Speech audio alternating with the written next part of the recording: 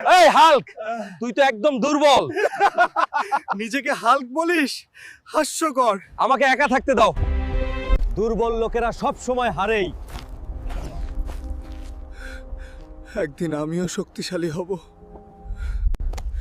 আর না, এবার অনেক হয়েছে। আমি নিজেকে বদলাবো।